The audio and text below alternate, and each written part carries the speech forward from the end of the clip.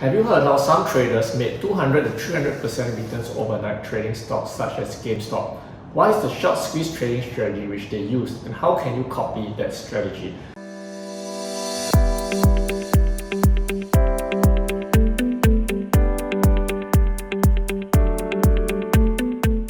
Hi, this is Spencer, founder of Synapse Trading. I have been trading and traveling across the world to inspire and teach others how to do the same.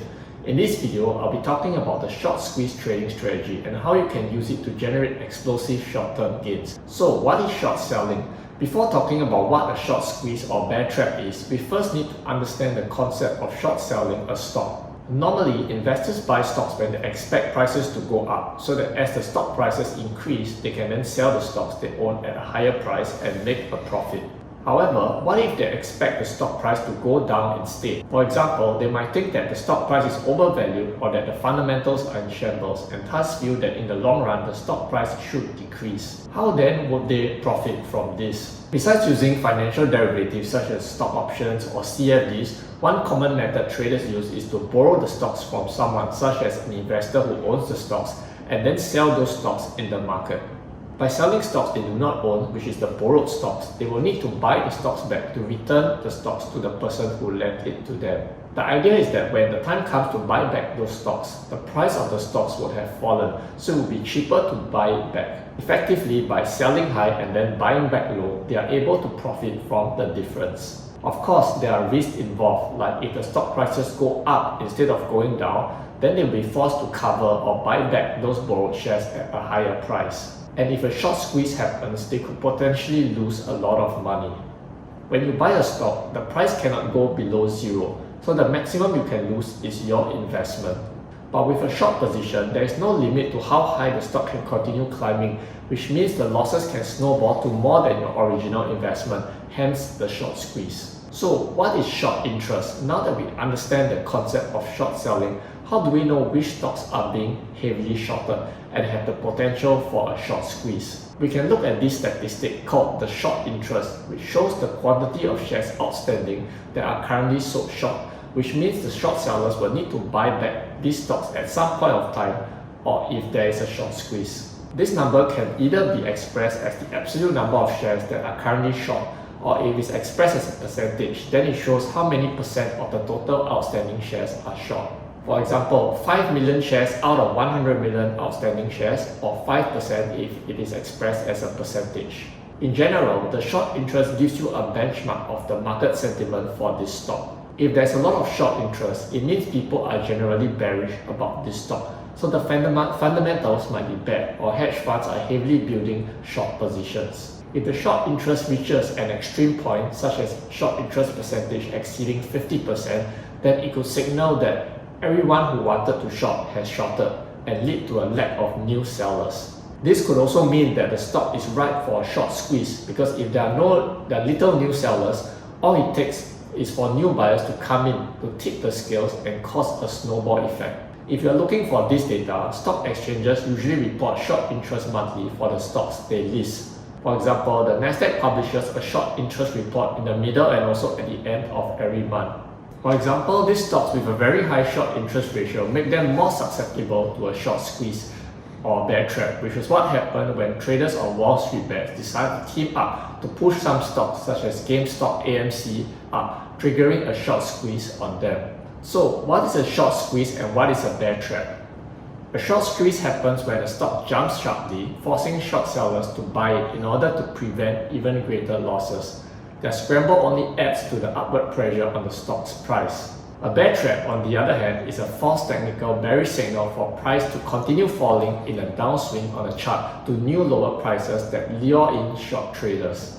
Instead, the price of the chart can go sideways in a range and eventually rally higher, causing short sellers to be trapped on the wrong side of the move and to incur losses. Bear traps are usually short squeezes when a big rally to the upside happens during a downtrend in a market due to a lack of sellers at lower prices. This combines with the need for short sellers to buy to cover due to the reversal in the market trend, creating heat on their positions. Short squeezes gain momentum as more short sellers are forced to buy to cover their positions at higher prices resulting in increased trading volume on the reversal. The pressure on the short sellers to buy back their positions can be amplified by margin calls, trailing stops, and stop losses being triggered on their trades. The short sellers create buying pressure because they have to buy back the shares or contracts they are short to cover during the swing higher in price. More short squeezes that are bear traps result in very fast and powerful moves to the upside. A bear trap is more likely to happen in stocks with large amounts of shares outstanding as short interest and a high short interest ratio. Bear traps have a higher probability to happen when a large amount of the stock's float is short, a market has an extremely bearish sentiment, or sellers are simply exhausted after a long downtrend and the chart finds price levels of support with no sellers left. When the market reaches maximum bearish sentiment at a price level where traders and investors prefer to hold their positions instead of selling, a bear trap could be set.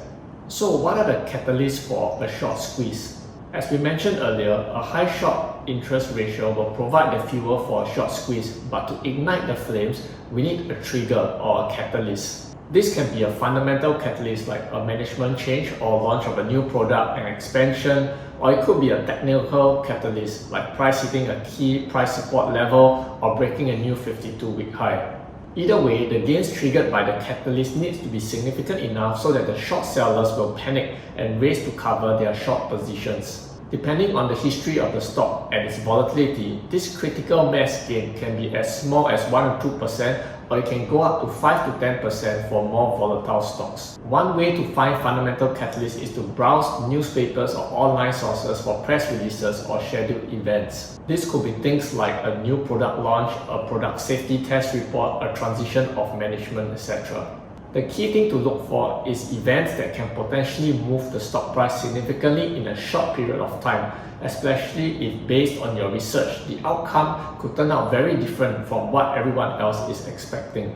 In short, we are looking for a potential large deviation from the consensus expectations. So how do we trade the short squeeze? Trading a short squeeze or bear trap is not a simple set and forget it strategy.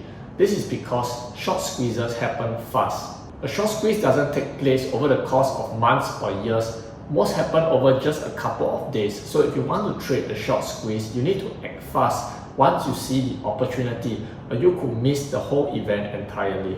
The moment the short squeeze starts happening, you need to watch the price movements of the stock very carefully.